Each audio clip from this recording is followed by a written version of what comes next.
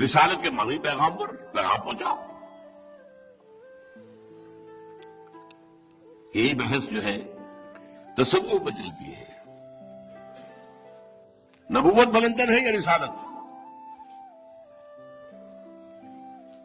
اکثر لوگوں کا خیال یہ ہے کہ رسالت بلندر ہے، اونچا مقام ہے. رسول کو 313 ہے، نبی تو 1,00,000 ہے. نہیں، اصلا نبوت افضل ہے. کیوں؟ اس کا رخ اللہ کی طرف ہے. یہ ہے جو امام رومی کہتے ہیں، مولانا روم. نبوت کا رخ اللہ کی، یہ انتینا ادھر سے ہے. اور ادھر جاؤ اذهب الى فرعون انه طغى، یہ نزول کے مقام پر ہے. غار حرا میں وہ بلندی کے مراحل طے ہو رہے تھے، اور وہاں سے اتر کر حرا سے سوئے قوم آیا اور ایک نسخہ کیمیا ساتھ لایا. رسالت مرتبہ نزول میں ہے، نبوت مرتبہ عروج میں ہے. بہرحال یہ بھی ایک علیحدہ بحث ہے. اب جو حضور کو اللہ سے ملا وہ کیا ہے؟ هو الذی ارسل رسولہ بالہدی الہدی، یعنی قرآن حکیم نمبر 1. وہ دین الحق ہے، اور دین حق، سچا دین، کامل دین، عدل و انصاف کے بلند ترین لیولز کے اوپر پورا اترنے والا دین. یہ دو چیزیں ملی ہیں، ان دونوں میں ارتقائی مراحل طے ہوئے. دیکھیے، آخر آپ کو معلوم ہے صحف ابراہیم کا بھی قرآن میں ذکر ہے. اگرچہ ہمیں معلوم نہیں صحف ابراہیم کہاں ہے، آج ہے بھی دنیا میں کہ نہیں ہے، نہیں کہہ سکتے. میرا گمان سا ہے، زیادہ یقین سے میں نہیں کہتا، کہ ہندوؤں کے پاس جو اپنشد ہے وہ صحف ابراہیمی کی بگڑی ہوئی شکل ہے. برہما کا لفظ بھی اصل میں ابراہیم کی بگڑی ہوئی شکل ہے. جیسے عیسائیوں نے حضرت عیسیٰ کو خدا کا بیٹا بنا لیا، حضرت ابراہیم کی نسل کے بادشاہوں نے انہیں اپنا خدا بنا لیا، برہما. اس سے بھی آگے چلیے تو حضرت نوح بھی تو تھے، ان پر بھی تو کوئی صحیفہ آیا ہوگا، قرآن میں ذکر ہی نہیں. ویسے ایک شخص کا کہنا ہے، mister Dubois, he was a French scholar researcher, 40 برس لگائے اس نے انڈیا کے اندر ہندو اسکرپچرز کے مطالعے پر. اس کا کہنا یہ ہے کہ ہندوؤں میں جو منو ہے، وہ مہانو ہے. حضرت نوح علیہ السلام کا نام بگڑا ہوا ہے، مہانو. مہا آتا ہے ہندی میں کسی بڑی عظیم، مہاتما، آتما تو میری بھی ہے، آپ کی بھی ہے. ایک مہاتما گاندھی، مانو، وہ منو بن گیا. اور منو سمرتی، اس کا کہنا یہ ہے کہ یہ وہ صحیفہ تھا جو کہ لوگوں کو دیا. واللہ عالم. ان چیزوں میں علمی طور پر آدمی کچھ کھوج کرے، کھوج معلوم کرے، کوئی حرج نہیں، لیکن یقین کے ساتھ ہم نہیں کہہ سکتے کچھ بھی سوائے اس کے جو قرآن میں آ گیا. بہرحال پھر تورات، زبور، انجیل، اس کے بعد بے شمار انبیاء کے صحیفے، ان سب کے اندر ہدایت تھی یا نہیں تھا؟ اس ہدایت کی تکمیل ہوئی القرآن الہدیٰ میں. یوں سمجھیے کہ ایک بچہ ہے، پرائمری کا اسٹوڈنٹ ہے، آپ اسے پی ایچ ڈی کا ٹیوٹر رکھ دیجیے، کیا پڑھائے گا اسے؟ پی ایچ ڈی پڑھائے گا؟ اس کی ذہنی سطح کے مطابق نہیں پڑھائے گا نا. اس کے پاس خزانہ ہے بڑا، لیکن اس کو جس کو دینا ہے اس کی استعداد کو دیکھنا ہوگا نا. اس اعتبار سے جب ابھی انسان عہد طفولیت میں تھا، ذہنی طور پر، شعوری طور پر، فکری طور پر، تو ہدایت کی ابتدائی مرحلے، تعلیم، اور جیسے جیسے انسان آگے بڑھا، یہ ہدایت بھی ترقی کرتی گئی. ان کتابوں میں درجہ بدرجہ قرآن خود کہتا ہے انا انزلنا التوراۃ فیہا ھدی ونور، ہم نے تورات نازل کی تھی، اس میں ہدایت بھی تھی، نور بھی تھا. انجیل فیہا ھدی ونور، ہم نے نازل کی انجیل، اس میں ہدایت بھی تھی، نور بھی تھا. ان سب میں ہدایت تھی، لیکن ابھی ہدایت کے ابتدائی مراحل تھے، تاکہ حضرت آدم کے بعد آپ سمجھیے کم و بیش 6000 سال بعد حضور کی بعثت ہوئی۔ یہ وہ زمانہ تھا کہ اب انسان ذہنی، فکری، فلسفیانہ بحثوں، منطقی بحثوں اور میٹا فزکس ان کے اعتبار سے بالغ ہو چکا تھا۔ چنانچہ ایک عجیب بات ہے، یہ دلچسپی جنہیں ہے ان معاملات سے وہ تو قدر کریں گے۔ ہیومن ہسٹری کے 1200 سال ایسے ہیں جس میں تمام مذاہب پیدا ہوئے، تمام فلسفے پیدا ہوئے۔ فرام 600 BC ٹو 600 AD، 600 برس حضرت مسیح سے پہلے اور 600 برس حضرت مسیح کے بعد جتنے فلسفے، بدھزم بھی اسی میں آ گیا، جینزم بھی اسی میں آ گیا، کنفیوژن اس میں آ گیا، تاؤزم اس میں آ گیا، یہ سقراط اور بقراط اور یہ سب کے سب اس میں آ گئے، یہ مانی یہ سب بھی آ گئے، یہ سب ختم ہو گیا، تمام فلسفے، تمام مذہب پیدا ہو۔ گویا کہ انسان کی انٹینس ایکٹیویٹی ہو چکی تھی to know the reality as a whole. ایک تو قدم بقدم ہم چل رہے تھے، وہ تھا ہمارا فزیکل نالج، قدم بقدم قدم بقدم قدم بقدم۔ ایک ہے to know the reality of existence, وجود کیا ہے، کائنات کیا ہے، ابتدا کیا ہے، انتہا کیا ہے، ہماری زندگی کا کہ ابتدا کہاں ہے، انتہا کہاں ہے، کہاں جا رہے ہیں، کہاں سے آئے ہیں۔ سنی حکایت ہستی تو درمیان سے سنی، نہ ابتدا کی خبر ہے نہ انتہا معلوم، پتہ ہی نہیں کہاں سے آگے، آسمان سے ٹپکے۔ ہاں یہ پتا ہے میری پیدائش سے 9 ماہ پیشتر میری والدہ کے رحم میں میرا وجود اس کا آغاز ہو گیا تھا۔ اس سے پہلے کیا تھا، کہاں تھا میں کہیں تھا یا نہیں تھا، عدم سے وجود میں آیا ہوں یا پہلے کچھ تھا؟ یہ سارے سوالات ہیں۔ فلسفی غور کرتے رہے، بڑے بڑے چین کے فلسفی، انڈیا کے فلسفی ٹاپ کے، ایران کے فلسفی، یونان کے فلسفی، یہ 4 مراکز رہے فلسفے کے، باقی دنیا کے اندر فلسفہ کہیں نہیں رہا۔ پھر نبی، لیکن ان 1200 سالوں کے دوران آ کر انسانی ذہن فلسفیانہ منطقی اعتبار سے اپنے عروج کو پہنچ گیا۔ تب الہدا، اقرا باسم ربک الذی خلق، خلق الانسان من علق، اقرا وربک الاکرم الذی علم بالقلم، علم الانسان ما لم یعلم۔ تب وہ پردے اٹھائے گئے۔ اس سے پہلے جو سوچ بچار کا وقت گزرا ہے حضور پر، آپ اکیلے جگہ کیا کرتے تھے؟ آپ یہودی ہوتے تو یہودیوں کی عبادت کرتے، عیسائی ہوتے تو عیسائیوں والی عبادت کرتے۔ اچھا مشرک آپ پیدا تو ہوئے مشرکوں میں، مشرک کا سوال ہی پیدا نہیں ہوتا کہ آپ ان کی کسی بات کے اوپر چل جائیں، تو کیا کرتے تھے؟ کہ جو محدثین کا کہنا ہے کان صفت تعبدہ فی غار حراء التفکر والاعتبار، تفکر، غور، فکر، سوچ بچار۔ What is this existence, who am I? اور یہ جو غلط کام ہو رہا ہے کیوں ہو رہا ہے؟ یہ انسان پستی میں کیوں گر گیا ہے؟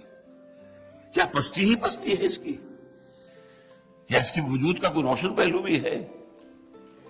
یہ سارا یوں سمجھیے کہ 6000 سال میں انسان نے جو فلسفیانہ شعور اور فکر حاصل کیا ہے، وہ چند مہینوں میں غار حرا کی خلوتوں میں محمد رسول اللہ صلی اللہ علیہ وسلم نے سارا سفر طے کیا۔ پھر وہ آیتیں نازل ہونی شروع ہوئی، یہ تکمیل ہو گئی قرآن مجید میں ہدایت کی۔ اچھا اب اس کے لیے دلیل دیکھیے، سب سے موٹی بات، تورات بھی اللہ کی کتاب، انجیل بھی سب اللہ کی کتاب ہے، قرآن بھی اللہ کا کلام، ٹھیک۔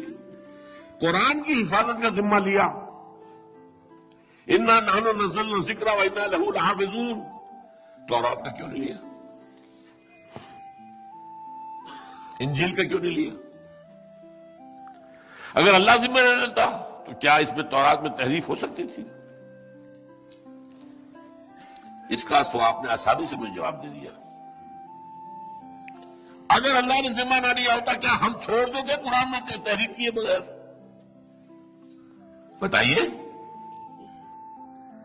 ترجموں میں تحریفیں کی گئی ہے، تفسیروں میں تحریفیں کی گئی، یہ تو متن محفوظ ہے. اس متن میں لا جاتی ہی باطل من بین یدیہ ولا من خلفہ، نہیں آ سکتا.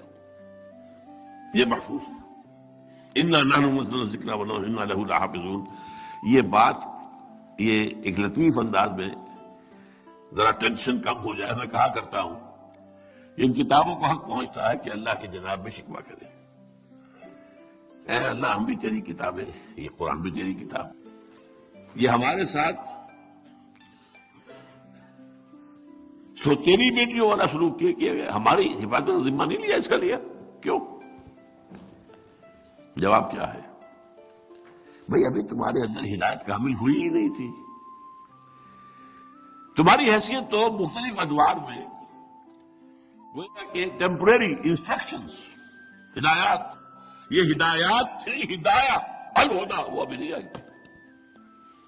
اس میں احکام تھے، حکمت ابھی آئی نہیں تھی. حکمت کا تو آغاز انجیل سے ہوتا ہے، اس سے پہلے حکمت ہے ہی نہیں. تورات میں حکمت ہے نہیں، خالی حکمت سے احکام احکام احکام احکام احکام احکام. سب سے موٹا لفظ ان کا کیا ہے؟ دی 10 کمانڈمنٹس، احکام عشرہ. ابھی انسان اس قابل تھا ہی نہیں کہ اس کو حکمت بھی سمجھائی جائے.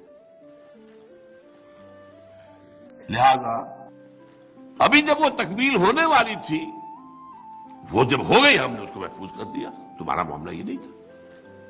یہ ہے وہ بات جو میں نے ایک دفعہ قادیانی نوجوان سے میری بات ہوئی، میں نے اس سے سوال کیا جو اسی بات پر کہ وہی تو رحمت ہے، نبوت رحمت ہے، محمد پر رحمت کامل ہو گئی، لیکن رحمت بند کیسے ہو سکتی ہے؟ میں نے کہا کیا تم یہ مانتے ہو کہ قرآن میں ہدایت کامل ہو گئی؟ جی بالکل بالکل بالکل مانتے ہیں.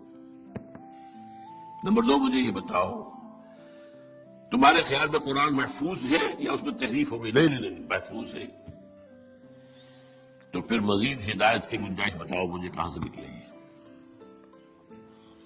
یا تو کامل نہ ہوئی ہوتی تو ابھی کامل ہونی ہے، نبی چاہیے، سلسلہ جاری رہنا چاہیے. گلاس ابھی پورا بھرا نہیں ہے تو پانی ڈالنا چاہیے. بھر گیا تو کہاں لے جائیں گے؟ یا کہیں بھر تو گیا تو میں گر گیا کچھ سمجھ جاؤ بھائی تمہارا. 2 باتیں منوا لو. اگر قرآن میں ہدایت کامل ہو گئی اور اگر وہ محفوظ ہے تو کوئی منطقی، کوئی عقلی دلیل نہیں ہے کہ جس کی روح سے نبوت اور وحی کے جاری رہنے کا تصور پیدا ہو سکتا ہو. فَبُهِتَ الَّذِي كَفَرَ. نوجوان جھگڑالو نہیں تھا، اس نے بات سمجھی. اب پتہ نہیں اس کے بعد کیا ہوا اس کا، لیکن یہ کہ یہ ہے دلیل تکمیل دین، تکمیل ہدایت، جو اصل ہے حضور کا مرتبہ اور مقام. اس کو اگر نمایاں ہم نہیں کرتے تو پھر یہ دوسرے جو جتنے فتنے ہیں ان کا سد باب نہیں ہوتا. اب دوسری بات پر آئیے. الہدا دین حق. یہ دین حق کیا ہے؟ نظام زندگی. اس کا بھی ارتقا ہوا کہ نہیں ہوا؟ اب یہ پولیٹیکل سائنس کا مسئلہ ہے، جو لوگوں کے موضوع ہے وہ اس میں دلچسپی لیں گے. ایک زمانہ تھا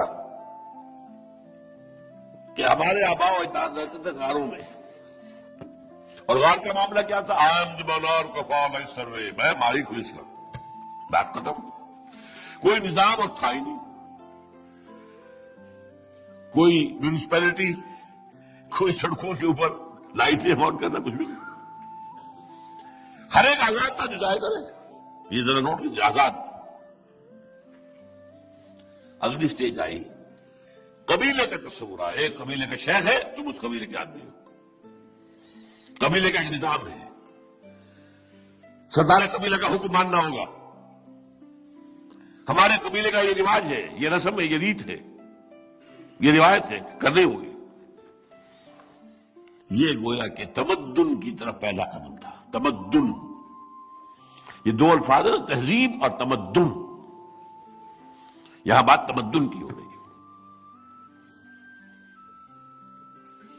اور اب میں نے نوٹ جو کرایا ہے پہلے قدم پر آزادی آزادی، اب یہاں کچھ نہ کچھ جگڑ بند شروع ہو گئے، تمہیں پسند ہو یا نہ پسند ہو، you belong to such and such tribe, اور اس کی جو رسم ہے وہ یہ ہے، یو ہیو ٹو کمپلیٹ۔ اگلا دور آیا، ایک قبیلے نے اپنا شہر بھی بنا لیا، ایک گرد فصیل بھی کھینچ لی، اپنے نظام کو مستحکم کر لیا، ایک قبیلے کی شہری ریاست قائم ہوئی۔ مکہ ایک قبیلے کی شہری ریاست تھا جو حضور کے جب بعثت ہوئی ہے، وہاں کوئی نہیں رہ سکتا تھا سوائے قرشی کے، یا قرشی کا حلیف، یا قرشی کا غلام، یا قرشی کی امان میں آ جائے تو رہ سکتا ہے مکہ، ورنہ نہیں، ادروائز اس کی کوئی سیفٹی نہیں۔ لیکن پھر اگلی سٹیج آئی، کئی قبیلے ایک جگہ جمع ہو گئے، ہم رہ گئے بھائی یہاں پر۔ اب جب یہ معاملہ ہوا تو سوال پیدا ہو گیا، ایک چیز کا آغاز ہوا، اگر وہ سمجھ لیجئے، کانسیپٹ آف کانسٹیٹیوشن۔ بھائی ہر قبیلہ تو یونٹ ہے، اس کا اپنا سردار ہے، یہ اس کا سردار ہے، اس کا سردار ہے، اپنا اپنا نظام ہے، آپس میں انٹریکشن کس بنیاد پر ہوگا؟ اگر ایک شہر میں رہنا ہے تو کچھ چیزیں طے کرنی پڑیں گی۔ آپ حیران ہوں گے کہ مکے مدینے میں، مکہ تو تھا نا ایک شہر ایک قبیلہ، مدینہ 5 قبیلے سے، 3 یہودی اور 2 اصل عرب، اوس اور خزرج۔ یہودیوں کا بھی کوئی نظام اپنا تھا، ان کے ہاں سردار بھی تھے اور ان کے ہاں مفتی بھی تھے، علماء بھی تھے، تورات کے ماننے والے بھی، یہاں تو کچھ بھی نہیں تھا۔ ان کے ہاں یہ طے تھا کہ اگر اوس کا کوئی نوجوان کسی خزرجی کو قتل کر دے گا تو 3 گنا دیت دینی ہوگی، 3 ٹائمز بلڈ منی، اور خزرجی قتل کرے گا اوسی کو تو 1/3 دینی پڑے گی۔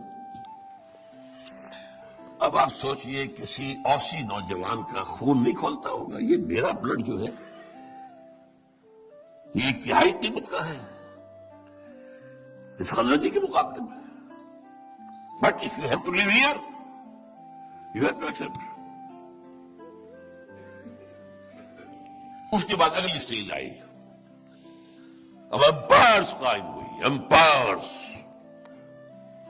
ایرانین امپائر کئی 100 سال سے، یہ عرب کے شمال میں دو امپائرس تھے، کئی 100 سال سے ادھر ایرانین امپائر، دی سیسنڈ امپائر، اور ادھر دی رومن امپائر۔ یہ امپائر اب کیا تھے؟ اب فوجیں بنائی گئیں، اب محل کھڑے کیے گئے، فوجیں جو کہ تربیت یافتہ ہیں، مسلح ہیں، فوجی ہیں، اور انہوں نے، بادشاہوں نے عوام کی گردنوں پر اپنی بادشاہی کا، اپنی خدائی کا تخت رکھا۔ ظلم، محنت کرے گا مزارع، ایش کرے گا جاگیردار اور بادشاہ، اور ذرا کسی نے سر اٹھایا فوج سر کو چل دے گی دوبارہ۔ یہ بیچارہ بیٹھا ہوا اپنے کرگے کے اوپر، یہ کپڑا بن رہا ہے اندر، اتنا تمہیں دینا پڑے گا ٹیکس، نہیں دو گے تو کھڑی ہے لیجنڈ، ہمارے رومن لیجنڈز موجود ہیں، ابھی تمہارا سر ختم ہو جائے گا۔ اب یہ نظام جب یہاں تک آیا ہے تو یوں سمجھیے ظلم کی حد ہو گئی۔ عام انسان غلام، مقہور، مظلوم، کھانے کو نہیں، پہننے کو نہیں، جاگیرداروں کے گلچھڑے، ایش، بادشاہ کے محل، مشرق و مغرب کا نسوانی حسن جمع کر دیا گیا، کنیزوں کی فوجیں موجود ہیں۔ یہ ہے وہ وقت جب کہ یوں سمجھیے کہ نظام کی سختی جکڑ بندی اپنی انتہا کو پہنچ گئی۔ کہیں کسی کسانوں نے ریوولٹ کی ختم کر دی گئی، کہیں کسی اور نے ریوولٹ کی ختم کر دی گئی، ہمیں تو اٹھنا مشکل ہوتا تھا۔ یہ وقت تھا جب کہ اب محمد رسول اللہ آئے صلی اللہ علیہ وسلم۔ اور ایک بات غور کیجئے خدا کے لیے، اس کے بعد سے لے کے آج تک انسان کی اصل ضرورت ایک عادلانہ نظام ہے۔ اس نظام میں ہم جکڑے ہوئے ہیں۔ آج کا نظام کیا ہے؟ جو آپ کی حکومت طے کرتے کہ نصاب کو پڑھایا جائے گا، آپ تو مجبور ہیں، you wash your hands of your son, آپ داخل کر دیجیے، اس کے بعد آپ کے ہاتھ میں کیا ہے؟ وہ تو جو پڑھائیں گے وہ پڑھے گا.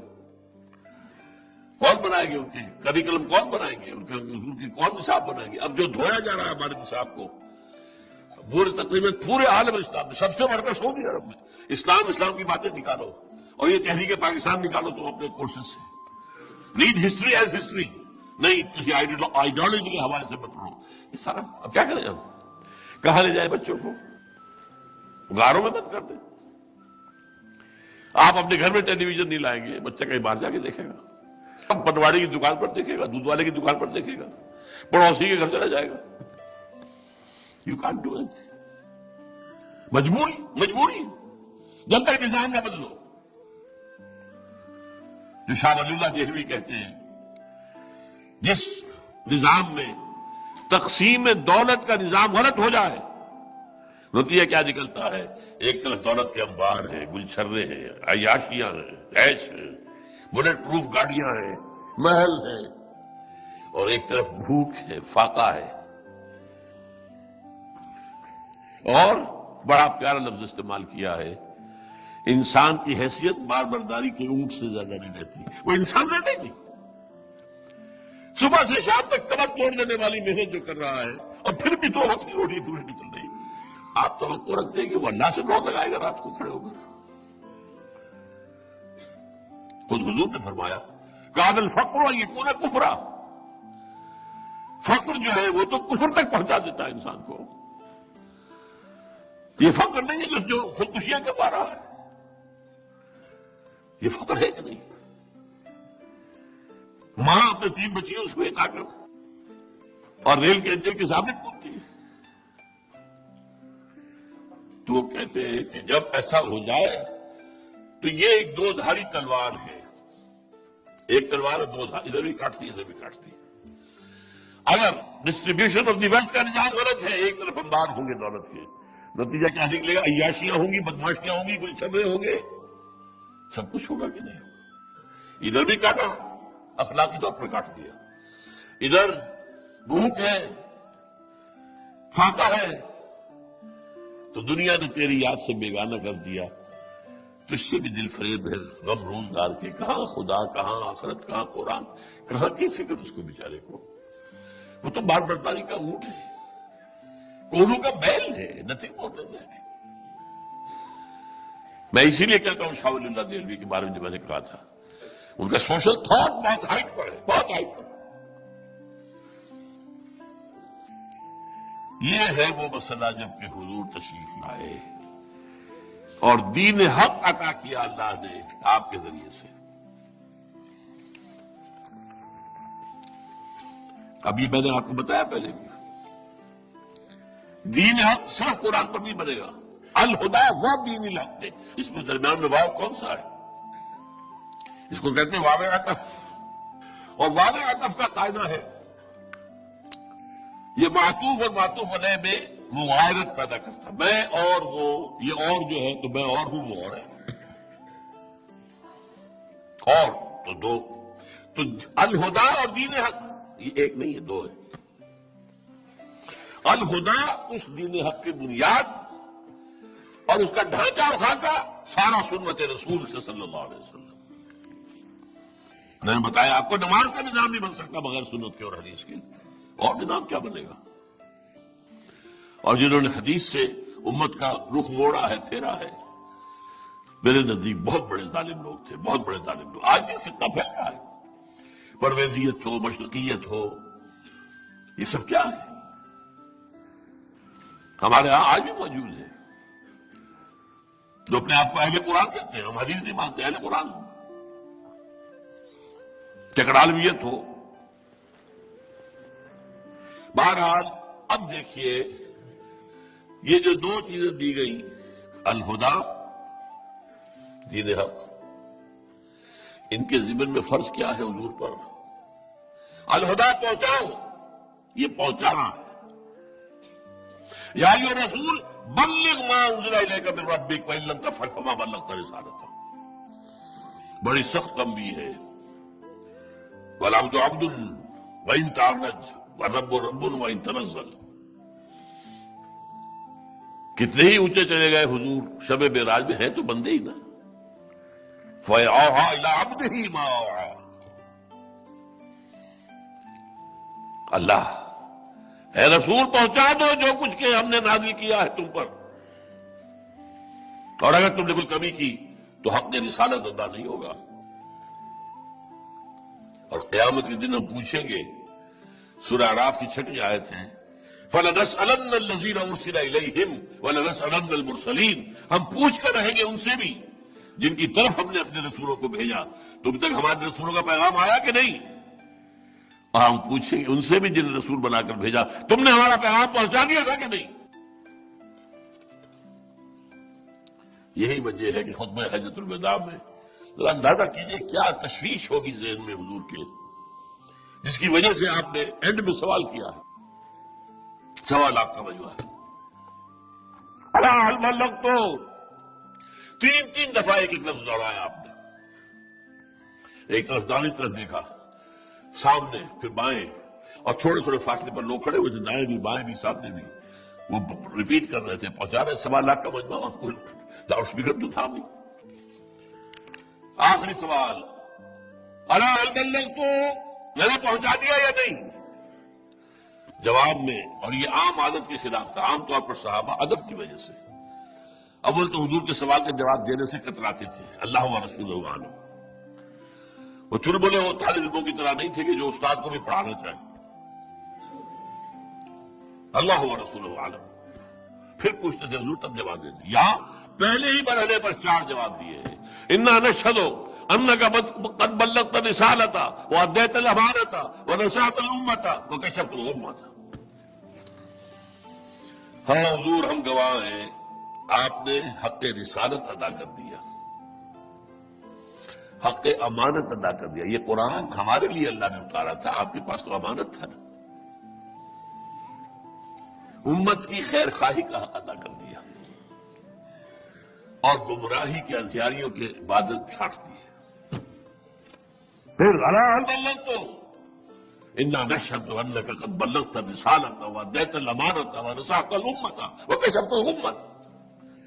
یہ کیوں؟ اس لیے کہ وہ آج سامنے تھی نا، فَلَنَسْأَلَنَّ الَّذِينَ أُرْسِلَ إِلَيْهِمْ وَلَنَسْأَلَنَّ الْمُرْسَلِينَ. آخر رسول میں بندہ ہے، وَنَشْهَدُ أَنَّ مُحَمَّدًا عَبْدُهُ وَرَسُولُهُ. ان سے بھی تو محاسبہ ہوگا. اے اللہ میں نے پہنچا دیا تھا، اس لیے گواہی لے لی ہے. اے اللہ یہ انہوں نے مان لیا تھا کہ میں نے پہنچا دیا. تو کام الہدا کے ضمن میں کیا ہے؟ تبلیغ. اور اس کے ذریعے سے جو اضافی کام لینا ہے وہ میں اگلے لیکچر میں بیان کروں گا. اور دین کو تقاضا کامل ہو گیا، اسے قائم کرو. یہ صرف تبلیغ کی شے نہیں ہے، بس یہ بات سمجھ لیجئے نکتہ. دین محض تبلیغ کے لیے نہیں، دین کو قائم کرو، غالب کرو، قائم کر کے دکھاؤ.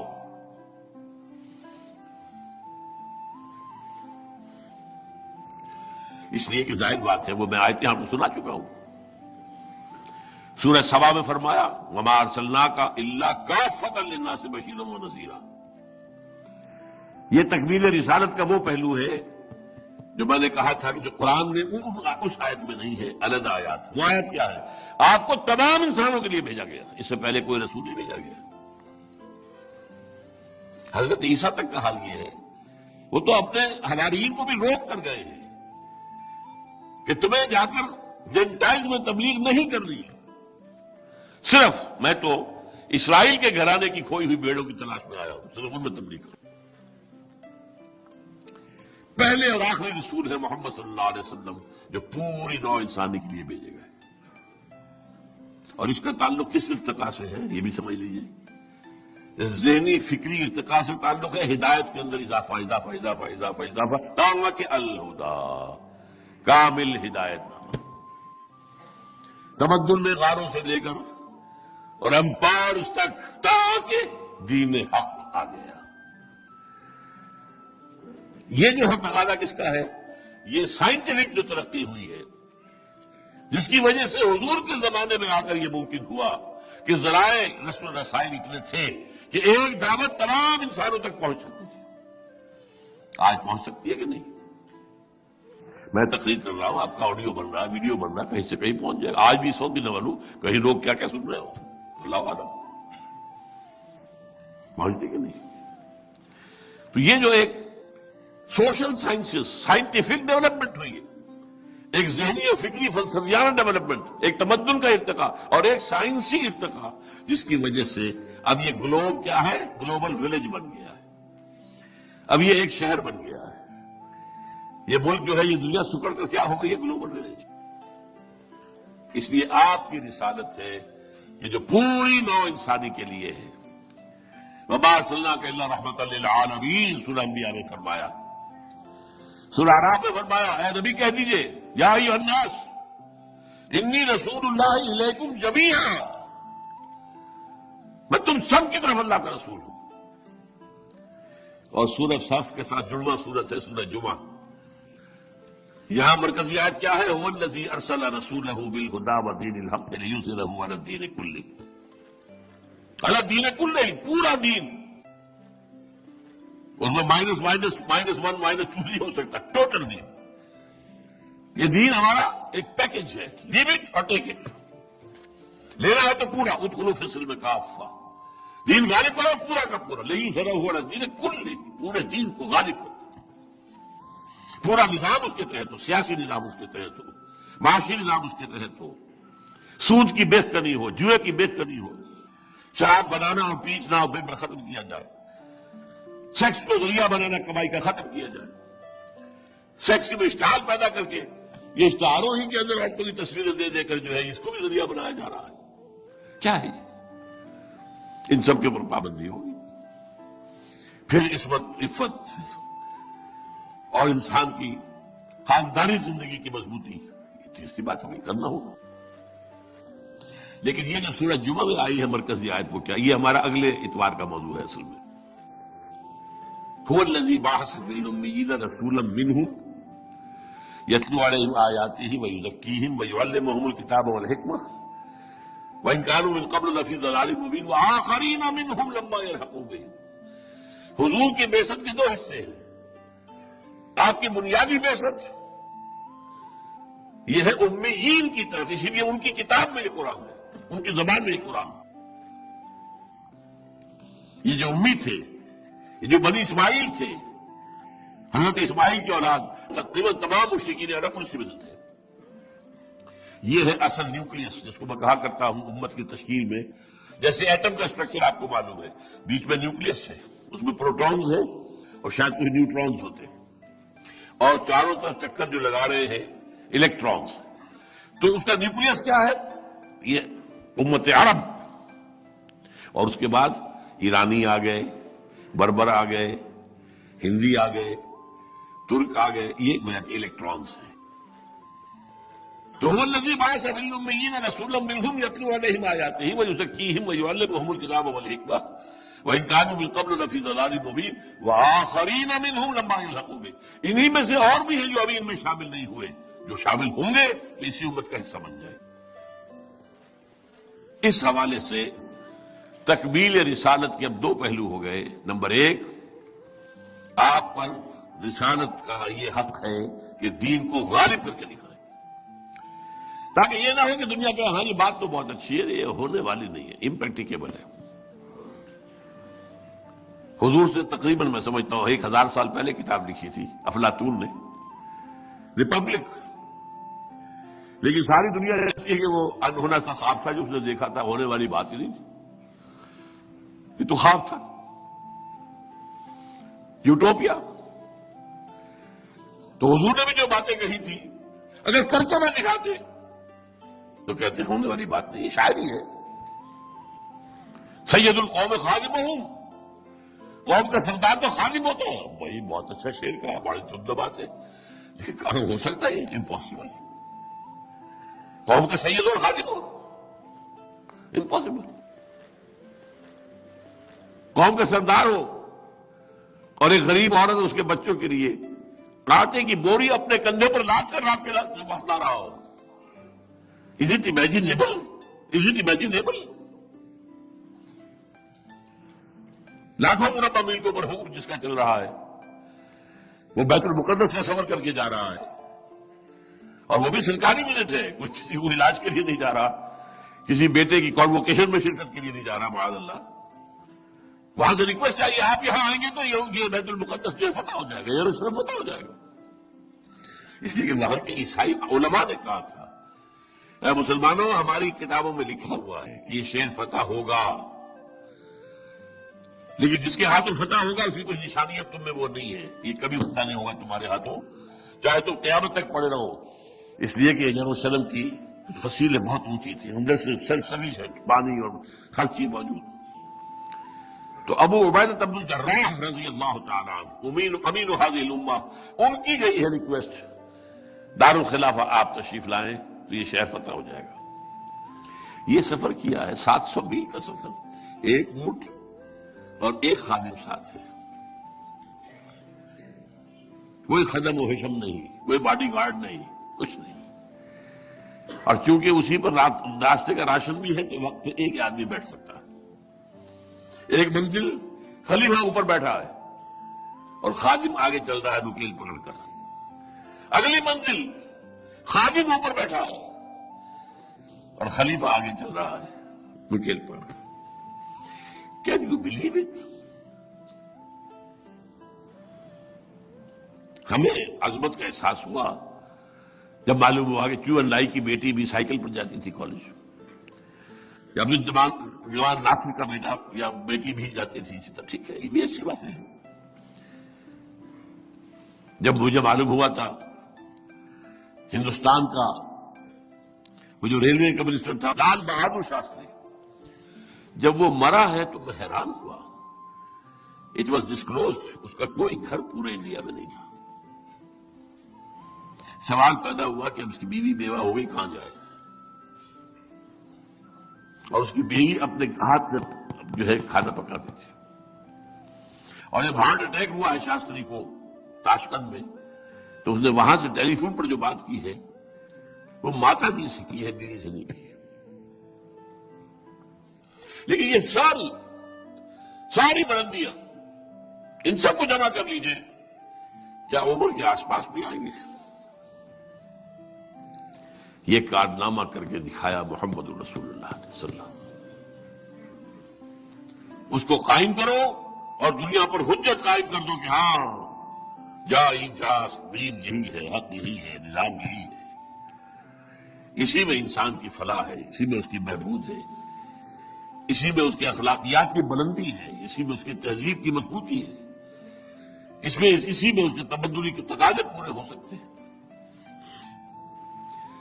اچھا، اب امت پر جو مظہر ہے اس تکمیل امت نبوت اور رسالت محمدی کی وہ کیا ہے؟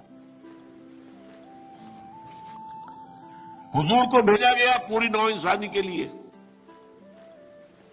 جب تک پورے عالم انسانیت پر اللہ کا دین اسی طرح غالب نہیں ہوتا،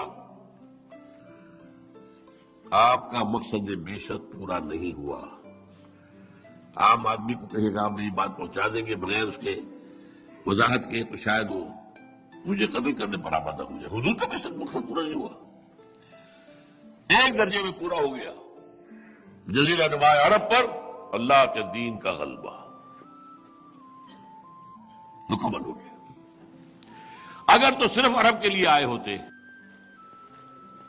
تو ٹوٹل اکمپلشمنٹ ہو جاتی اس مشن کی۔ آپ تو بھیجے گئے تھے پوری نوع انسانی کے لیے۔ جب تک پوری نوع انسانی تک وہ ہدایت نہ پہنچے اور پھر اس کے اوپر وہ نظام قائم نہ ہو، اس وقت تک تو وقت فرصت ہے کہاں، کام ابھی باقی، نور توحید کا اتمام ابھی باقی ہے۔ یہ اگر اقبال نے کہا تھا آج سے تقریباً 100 سال پہلے، تو ظاہر باتیں سوچیے، اور کرنے کی بات ہے۔ یہ کام کرنا ہے اس امت کو، اور جب تک وہ یہ کام پورا نہیں کرتی، ہاں کرے، کوشش کرے، نہ کر سکے کوئی بات نہیں، اللہ کے رسول خود ہو جائے گا۔ کرتا ہی نہیں تو اس کا کوئی تعلق حضور کے ساتھ نہیں ہے، نوٹ کر لیجیے۔ وہ اپنی جگہ امتی بنا پھرتا ہو، من رغب عن سنتی فلیس منی، جس کو میری سنت پسند نہیں اسے میرا اس کا مجھ سے کوئی تعلق نہیں. دین کے اعتبار سے اور حضور کے ساتھ اپنے تعلق کے اعتبار سے اس بات کو نوٹ کر لیجیے. یہ کام ہونا ہے، اس کا صغرا کبرا قرآن مجید میں موجود ہے. یہ جو آج کانفرنس آپ کو دیا گیا ہے یہ ہدیہ تک، اس کو ذرا کھول لیجیے. میں چاہتا ہوں کہ آپ اس کا مطالعہ میرے ساتھ کر دیں مکمل. یہ جو اقبال نے کہا تھا کہ دنیا کو ہے پھر مار کا روح و بدن پیش، تہذیب نے پھر اپنے درندوں کو ابھارا، اللہ کو پامر دیے مومن پہ بھروسہ، ابلیس کو یورپ کی مشینوں کا سہارا. اللہ کا اٹل فیصلہ ہے کہ یہودیوں کی سازشوں کے الرغم نور توحید کا اتمام اور دین حق کا غلبہ ہو کر رہے. اس کے لیے صغرا کبرا کہاں ہے؟ جو ابھی ہم نے 2 آیتیں پڑھی. یریدون ان یطفئوا نور اللہ بافواہہم واللہ متم نورہ ولو کرہ الکافرون هو الذی ارسل رسولہ بالہدی ودین الحق لیظہرہ علی الدین کلہ ولو کرہ المشرکون. یعنی بھیجا اپنے رسول کو دین حق کے غلبے کے لیے. یہ صغرا ہو گیا. کبرا کیا ہے؟ وعد اللہ الذین آمنوا منکم وعملوا الصالحات ليستخلفنهم في الارض كما استخلف الذین من قبلهم وليمكنن لهم دينهم الذي ارتضى لهم وليبدلنهم من بعد خوفهم امنا يعبدونني لا يشركون بي شيئا ومن كفر بعد ذلك فاولئك هم الفاسقون. اس کا ترجمہ آپ جا کر پڑھ لیجیے گا، خود پڑھ لیجیے گا. اللہ نے وعدہ کیا ہے ایمان سے یہ خلافت مل کر رہے گی، جبکہ ابھی حالات مدینے میں اتنے خطرناک تھے کہ ہر وقت اندیشہ رہتا تھا کہ ابھی کفر آئے گا، حملہ ہو جائے گا. یہ غزوہ احزاب سے پہلے کی بات ہے جس کا ذکر ہو رہا ہے. غزوہ احزاب اس لیے سورہ نور کے اندر یہ آیت نازل ہوئی ہے. اب تیسرے صفحے میں آئیے، چوتھے صفحے میں. خلافت علی منہاج نبوت کا دور دوبارہ آ کر رہے گا. یہ ایک لمبی حدیث ہے. حضور نے اپنے زمانے سے لے کر اور قیامت تک 5 ادوار گنا دیے. یہ بھی جا کر پڑھیے گا، میں اس وقت صرف کروا رہا ہوں آپ کو ساتھ ساتھ، لیکن اس کی اہمیت کیا ہے یہ ہم نے آپ کی خدمت میں ہدیہ پیش کیا ہے. یہ جا کر پھینک نہ دیجیے خدا کے لیے، بہت بڑی توہین کی مرتکب ہو جائیں گے اور میں سمجھتا ہوں خیانت ہوگی. ان پر ظاہر بات ہے تنظیم کے کارکنوں کے پیسے خرچ ہوئے ہیں، ایسے تو نہیں چپتی، تو اس کا حق ادا کیجیے. پہلا دور دور نبوت. حضور نے کہا میں رہوں گا جب تک اللہ چاہے گا. پھر دور نبوت ختم. پھر خلافت اللہ منہاج نبوت کا دور رہے گا، وہ بھی رہے گا جب تک اللہ چاہے گا، پھر اٹھا لے گا. پھر ظالم بادشاہت کا زمانہ آئے گا. بنو امیہ، بنو عباس، یہ کون تھے؟ حادثہ کربلا کب ہوا؟ واقعہ ہرا کب ہوا؟ میں اشارے کر رہا ہوں سر. پھر غلامی والی بادشاہت کا دور آئے گا. اس سے مراد میں نہیں سمجھتا کہ اس وقت کیا سمجھی گئی ہو، آج سمجھ میں آتی ہے. Colonial rule. کہیں انگریز ہمارا بادشاہ، ہماری ملکہ کون تھی؟ ملکہ وکٹوریہ. اس سے پہلے کم از کم مسلمان تو تھے بادشاہ. اچھے بھی تھے، برے بھی تھے، ٹھیک ہے، بہت برے بھی تھے، بہت اچھے بھی تھے، لیکن یہ تھے تو مسلمان. نام لیوا تو تھے محمد کے صلی اللہ علیہ وسلم. پھر تو پورے عالم اسلام پر کہیں انگریز، کہیں فرانسیسی، کہیں ولندیزی، کہیں پورچوگیز، کہیں اسپینیئرز، کہیں اٹالینز، کہیں فرینچ. یہ ہوا کہ نہیں؟ اس کے بعد فرمایا ثم تکون خلافت علی منہاج النبوۃ. پھر 5واں دور آئے گا دوبارہ جس میں اللہ کی خلافت قائم ہوگی. یہ وقت آنے والا ہے. یہ خبر کس کی دی ہوئی ہے؟ محمد رسول اللہ صلی اللہ علیہ وسلم. مسند احمد کی روایت ہے نعمان بن بشیر رضی اللہ تعالیٰ عنہ سے. یہ تو آیا زمانے کے اعتبار سے 1 2 3 4 5، 1 2 دوسرا تیسرا چوتھا 4 گزر چکے ہیں. اس وقت انسان کہاں ہے؟ چوتھے اور 5ویں کے درمیان ہے. چوتھا دور کولونیلزم ایک اعتبار سے ختم ہو چکا ہے. انگریز چلا گیا، فرانسیسی چلے گئے، اسپینئرز چلے گئے، اٹالینز چلے گئے، فرانسیسی چلے گئے، پورچوگیز چلے گئے، ایک اعتبار سے گئے، ایک اعتبار سے اب اثر نو ایک نیا مالیاتی شکنجہ کسا جا رہا ہے پوری نوع انسانی پر. یہ IMF، world bank, multi nationals, trips, اب اس کی وضاحت میں نہیں جا سکتا اس وقت. ایک طرف مغرب جو ہے شیطان اور یہودیوں کی زیر قیادت، اصل قیادت یہودی کی، میدان میں قیادت امریکہ کی، پیچھے اصل طاقت، پلانر، نقشہ دینے والا، پروگرام دینے والا یہودی. اب جو آنے والا دور ہے وہ اپنے یہودی چاہتے ہیں ہمارا مالیاتی شکنجہ پوری دنیا کو کس لے اپنے اندر، بس امریکہ چاہتا ہے ہمارا جو یہ قبضہ ہے دنیا پر مکمل ہو جائے. اور زائنسٹ جو ایجنڈا ہے 5 نکاتی، ایک بہت بڑی جنگ ہو جس میں گریٹر اسرائیل قائم ہو جائے، وہاں سارے دنیا کے یہودی لا کے جمع کر دیے جائیں. اس کے بعد جو ہے دنیا میں وہاں ان کا دجال ظاہر ہوگا جو ان کو کہے گا میں مسیحا ہوں، اور پوری دنیا ہم فتح کریں گے. پھر جنگوں کا دور ہوگا، حضرت جو ہے مہدی آئیں گے، حضرت عیسیٰ نازل ہوں گے، پھر جو ہے عالمی سطح پر اسلام کا نظام قائم ہوگا، اور وہ نظام پھر گلوبل ہوگا. اس کو میں نے صرف بیان اس وقت کر دیا. اگلی حدیث پڑھ لیجئے. جب یہ نیا نظام اب آئے گا تو اس کی ایکسٹینٹ کیا ہوگی، کتنا پھیلا ہوا ہوگا، کل جہاں معمور ہوگا نغمہ توحید سے.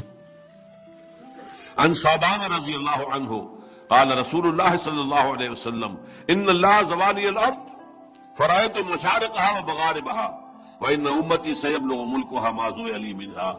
حضرت ثوبان فرماتے ہیں کہ رسول اللہ صلی اللہ علیہ وسلم نے فرمایا ہے کہ میرے لیے پوری زمین کو لپیٹ کر مجھے دکھا دیا گیا، اور سن لو میری امت کی حکومت ان تمام علاقوں پر قائم ہو کر رہے گی جو زمین کو لپیٹ کر مجھے دکھا دیے گئے. اور یہ مسلم شریف کی روایت ہے، معمولی نہیں. مسلم شریف، ترمذی، ابو داؤد، ابن ماجہ. اور یہی وہ نقشہ ہے اصل میں جو اقبال نے بیان کیا ہے. آسماں ہوگا سحر کے نور سے آئینہ پوش، اور ظلمت رات کی سیما پا ہو جائے گی. پھر دلوں کو یاد آ جائے گا پیغام سجود، پھر جبیں خاک حرم سے آشنا ہو جائے گی. آنکھ جو کچھ دیکھتی ہے لب پہ آ سکتا نہیں. میں بھی حیرت ہوں کہ دنیا کیا سے کیا ہو جائے گی. شب گریزاں ہوگی آخر جلوہ خورشید سے، یہ چمن معمور ہوگا نغمہ توحید سے. گلوبل اللہ تعالیٰ کی حکمت. اور ایک اور حدیث اسی موضوع کی پڑھ لیجئے.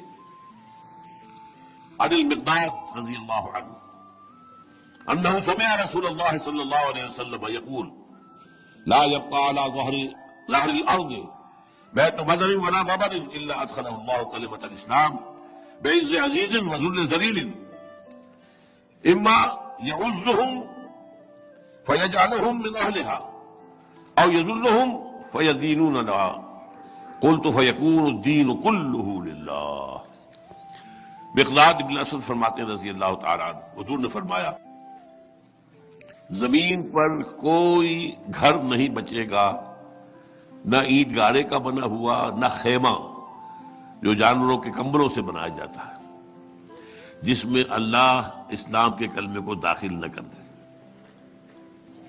لا يبقى على ظهر الارض. زمین پر دو ہی طرح کی بستیاں ہیں نا، یا نوبیڈز ہیں، وہ اپنے جو ہے خیمے اٹھائے پھرتے ہیں، جہاں دیکھی کہ گھاس واس ہیں خیمے گاڑ لیے بیٹھ گئے. یا پھر جو ہے آپ کو معلوم ہے پوری طرح سے آبادیاں ہیں، شہر ہیں.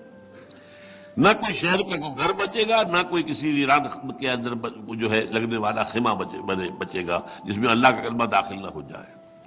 اور اس داخلے کے دو راستے ہوں گے، بعز عزیز و ذل ذلیل.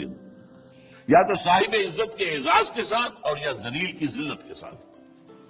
اور وہ کیا ہوگا؟ یا تو اللہ تعالیٰ اس خیمے والے گھر والے کو اسلام کی توفیق دے دے گا تو اس کے گھر میں کلمہ اسلام داخل ہوگا، لیکن اس کا بھی اعزاز ہوگا.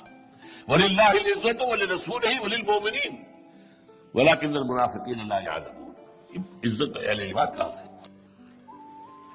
اور یا پھر وہ مغلوب ہوگا اور اسے وہ کام کرنا پڑے گا یود الجزیۃ یدیم وہم صاغرون، چھوٹے بن کر رہے، غلبہ اسلام کا ہوگا، اس کے نیچے وہ یہودی رہے، عیسائی رہے، جو چاہے رہے۔ اچھا، اس سے پہلے کا ایک مرحلہ ہے، اب یہ آخری میری گفتگو ختم ہو رہی ہے، اس سے پہلے کا مرحلہ یہ ہے کہ دنیا میں یہ جو ہے سیکنڈ فیز تھا جو میں نے بیان کیا ہے، جس میں حضرت مہدی کا ظہور ہے، گریٹر اسرائیل کا قیام ہے، پھر حضرت عیسیٰ کا آنا ہے، گریٹر اسرائیل کا گریٹر گریو یارڈ بننا ہے، تو یہودی ختم ہو جائے گا، حضرت عیسیٰ عیسائیت کو ختم کر دیں گے، عیسائیت اسلام میں ضم ہو جائے گی، پھر پوری دنیا میں اسلام کا غلبہ ہوگا۔ پہلا فیز جو ابھی چل رہا ہے اس کو جان لیجیے، یہ ہمارے لیے بڑا سخت اور کڑوا ہے۔ ابھی ہم پر اللہ کے عذاب کی کوڑے برسنے والے، خاص طور پر عالم عرب پر، اس لیے کہ ان پر اللہ کی رحمت بہت بڑی تھی، اللہ نے انہیں بہت اونچا مقام دیا، وہ حضور کی امت میں سے، محمد عربی تھے، عربی النسل، محمد عربی، اب اس سے بڑی فضیلت کیا ہوگی جو انہیں حاصل ہو گئی؟ اور نمبر 2، دائمی فضیلت، ان کی زبان میں اللہ کا کلام موجود ہے،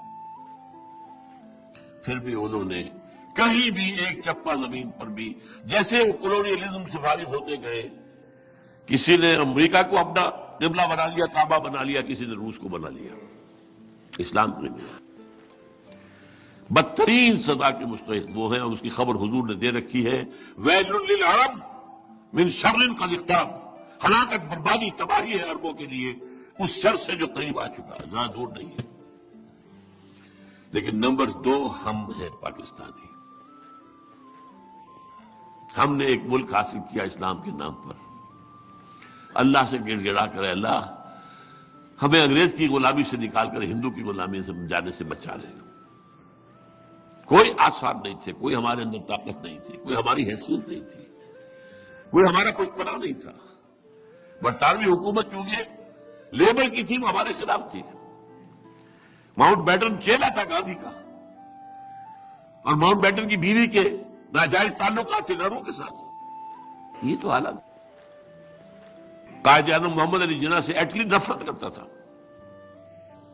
پھر یہ کہ ہندو کتنی بڑی تعداد میں صنعتکار ہو، سرمایہ دار ہو، کاروبار ہو، اس کے بعد تعلیم میں وہ بہت آگے، انگریزوں کی ملازمت میں کہیں زیادہ آگے مسلمان سے نکلا ہوا، لیکن اللہ نے یہ ہمیں ملک دیا۔ اس کا ذکر ہے سورہ اعراف کے اندر کہ حضرت موسیٰ سے کہا تھا بنی اسرائیل نے، اے موسیٰ، ہم پر تو آپ کے آنے سے پہلے بھی ظلم ہوتے تھے، آج بھی ہو رہے ہیں، ہمارا حال تو نہیں بدلا۔ فرمایا عسیٰ ربکم ان یہلک عدوکم، فرمایا ہو سکتا ہے، قریب ہے، تمہارا رب تمہارے دشمن کو ہلاک کر دے گا، اور پھر وَیَسْتَخْلِفْکُم فِی الْأَرْضِ، تمہیں زمین میں خلافت دے گا، فَیَنْظُرَ کَیْفَ تَعْمَلُونَ، پھر دیکھے کہ تم کیا کرتے ہو۔ اس امتحان میں ہم پڑے ہوئے ہیں آج سے 62-63 سال پہلے سے۔ اب کیا کیا ہم نے؟ کہاں ہے اسلام؟ نماز روزے والا اسلام تو ہے، وہ کہاں نہیں ہوتا؟ ہندوستان میں بھی ہے، وہ تو امریکہ میں بھی ہے، کہاں نہیں ہے؟ وہ اسلام ہے، وہ نظام، وہ دین حق کہاں ہے؟ وہ سید القوم خادمہم کہاں ہے؟ یہاں تو سید القوم سب سے بڑا ہے، ان میں سے جھوٹے وہ ہیں جو سب سے بڑے وعدہ خلاف ہے، وہ سید القوم ہے، جو سب سے بڑے غبط کرنے والے وہ سید القوم ہے۔ تو واقعہ تو یہ ہے کہ ہم مستحق ہو چکے ہیں، ہم بھی عذاب الہی کے عربوں کی طرح۔ لیکن یہ ہے کہ میں اس سلسلے میں چند باتیں عرض کر دوں۔ میرے اوپر بہت سے انوار آئے ہیں۔ ابتدا میں مجھے یقین تھا کہ پاکستان اسی نقشے کے تحت اللہ نے بنایا ہے اور یہی سے نظام خلافت کا آغاز ہوگا، چونکہ حضور نے یہ فرمایا ہے جب مہدی ظاہر ہوں گے عرب میں، یہ حدیث پڑھ لیجیے آپ اس کو، صفحہ 7 پر، عن عبداللہ بن الحارث رضی اللہ عنہ قال قال رسول اللہ صلی اللہ علیہ وسلم یخرج الناس من المشرق یوطئون للمہدی عن سلطانہ، جب مہدی کا ظہور ہوگا عرب میں تو کہ ایک مشرقی ملک سے فوجیں آئیں گی جو اس کی حکومت کو قائم۔ اب ظاہر بات ہے پاکستان اسی مشرق کے اندر تو ہے نا، افغانستان بھی ہے، بھارت بھی ہے اور ایران بھی ہے، لیکن جہاں سے بات چلی کہ پاکستان کا مطلب کیا، لا الہ الا اللہ، وہ تو ایک ہی ملک تھا نا۔ لہذا اور اس سے پہلے کی بھی یہ میں بیان کر چکا ہوں بہت سی چیزیں، اس وقت میں تفصیل میں نہیں جا سکتا. مجھے یقین تھا کہ یہیں سے انشاءاللہ وہ نظام قائم ہوگا اور پھر یہیں سے فوجیں جائیں گی حضرت مہدی کی حکومت قائم کرنے کے لیے. اور وہ کیوں؟ وہ بھی مجھ پر واضح ہیں. عرب کھوکھلے ہو چکے ہیں، ان میں دم نہیں ہے. ایسا ہے عیاشیوں نے کھوکھلا کر دیا، لہذا ان کے اندر یہ ہمت نہیں ہے کہ وہ کھڑے ہوں اور یہودیوں سے جنگ کر سکیں. اگر کر سکتے ہوتے تو اب تک کبھی نہ کبھی اسرائیل کو اٹھا کر پھینک دیا ہوتا میڈیٹرینین کے اندر. نہیں ہے، بالکل نہیں. یہ کسی اور طرف سے فوجیں جائیں گی. اور علامہ اقبال نے ہی چونکہ ایک شعر یہ کہا ہے، خضر وقت از خلوت دشت حجاز آید بروں، کارواں زی وادی دور و دراز آید بروں. خضر وقت حضرت مہدی عرب کے ریگزار میں اپنی خلوت سے باہر آئیں گے. اس میں شیعوں کا عقیدت بھی آ گیا اور سنیوں کا بھی. شیعہ کے نزدیک مہدی کون ہے؟ ان کے 12ویں امام ہیں جو چھپے ہوئے ہیں. یہ مصرع کور کر رہا ہے ان کو بھی. اور ہمارے ہاں کیا روایت ہے کہ عرب میں ایک بادشاہ کے انتقال کے بعد خانہ جنگی شروع ہوگی. اس وقت ایک شخص بھاگ کر مدینے سے مکے میں چھپ جائے گا. یعنی لوگ دیکھ رہے ہوں گے کہ شاید یہ اس وقت سامنے آئے اور قوم کی کچھ رہنمائی صحیح کرے اور وہ بچ کر جائے گا. پھر لوگ انہیں وہاں سے خلوت سے کھینچ کر دھڑا تراش کر کے نکال کر لائیں گے اور ان کے ہاتھ پر بیعت کریں گے، وہ مہدی ہوں گے. تو مصرع جو ہے نمبر 1 دونوں کو کور کر رہا ہے. خضر وقت از خلوت دشت حجاز آیت بروں، کارواں زی وادی دور و دراز آیت. یہ وادی کون سی ہے جس میں آپ بیٹھے ہوئے؟ کبھی سوچا؟ یہ وادی سندھ ہے. وادی کسے کہا کرتے ہیں؟ 2 پہاڑی سلسلے ان کے درمیان میں وادی ہے. کوئی بڑی ندی کو بڑا جو ہے دریا بہ رہا ہے. وادی سندھ پورا پنجاب بھی اسی میں شامل ہے. وہ تو ہم سے چھین لیا گیا نا، ورنہ ایسٹ پنجاب کے دریا کہاں آ رہے تھے؟ دریا بیاس، دریا ستلج، دریا راوی ادھر سے آ رہے تھے. پھر اوپر سے سارے دریا گلگت ہو، منزا ہو، سب وہی آ رہے. پھر آئیے ایسٹ افغانستان کے سارے دریا ادھر آ رہے ہیں. دریا کابل کہاں سے آ رہا ہے؟ دریا گومل، دریا کوچی، دریا بران. تو یہ در حقیقت یہ سب مشرقی حصہ افغانستان کا اور یہ مغربی حصہ انڈیا کا یہ وادی سندھ ہے. اس وادی میں پہلے اسلام کہیں قائم ہوگا یہ یقین کی حد تک تھا. لیکن بعد میں جو حالات ہوئے ہیں اس میں بد و جزر آتا رہا ہے. کبھی امید پیدا ہوئی، کبھی کمزوری جو ہے اس میں مایوسی کی انتہا ہو گئی. آج سے 5-6 سال پہلے میں نے یہیں پر تقریر کی تھی، کیا پاکستان کے خاتمے کا الٹی گنتی شروع کی جا چکی ہے؟ میں نے کہا تھا ہاں. میری مایوسی انتہائی لوئسٹ اسٹیپ پر تھی اس وقت. شاید اللہ تعالیٰ اس میں کوئی نئی زندگی پیدا کر دے ہمارے، لیکن اس کے لیے کام تو مجھے اور آپ کو کرنا ہے. اس کو مت بھول جائیے. اصل رول تو میرا اور آپ کا ہے. کیا کرنا ہے، کیسے کرنا ہے. چنانچہ میں نے کہا تھا یہ ہے میرا جو اگلے اتوار کا جو موضوع ہے. جہاں سے جیسے یہ تو ساری ابھی علمی باتیں ہیں جو آپ کے سامنے آئی ہیں. حضور کا مقام مرتبہ کیا ہے وہ آج اس لیے تھا کہ ہم اپنا فرض سمجھیں. حضور کے مقصد بعثت کے حوالے سے ہمارا فرض منصبی کیا ہے، ہمیں کیا کرنا ہے. اگر ہم سچے امتی ہیں حضور کے تو ہماری ذمہ داری کیا ہے. بہرحال اب اس صورت میں آپ سے آخری بات کہہ رہا ہوں کہ یہ جو ہونے والا ہے معاملہ، اس کے اندر جو کام جو کرنا ہے اس کو 2 حصوں میں سمجھیے. بلکہ ایک جملہ پہلے اور میری آج کی گفتگو کا حاصل میں آپ کو ایک شعر کے حوالے سے بتانا چاہتا ہوں. حضور کی سیرت پر جب جلسے ہوتے ہیں تو آپ کی زلفوں کی تعریف، آپ کی آنکھوں کی تعریف. آج مجھے بڑی خوشی ہوئی، حفیظ طائب صاحب کی جو میں نے نعت سنی ہے وہ بڑی پاکیزہ نعت تھی، بہت عمدہ نعت جس میں کوئی غلو نہیں ہے، کوئی عقیدت اپنی جگہ، محبت اپنی جگہ، غلو نہیں. لا تغلو فی دینکم. یہ غلو دین ہی تو تھا جس نے عیسائیوں نے حضرت عیسیٰ کو خدا کا بیٹا بنا لیا. اور جو میں نے آپ سے عرض کیا میرا گمان یہ ہے کہ ہندوؤں نے ابراہیم کو خدا بنا لیا، برہما بنا لیا. ہندوؤں کی ایک نسل نے، سب نہیں لوگ. تو بہرحال اس غلو سے بچتے ہوئے حسن یوسف دم عیسیٰ ید بیضا داری، آج خوبہ آمد آرن تو تنہا داری. بڑا پیارا شعر ہے. اے نبی آپ کو اللہ نے حضرت یوسف بڑا حسن عطا کیا اور حضرت عیسیٰ جو پھونک مارنے سے جو نتیجہ نکلتا تھا اور ید بیضا حضرت موسیٰ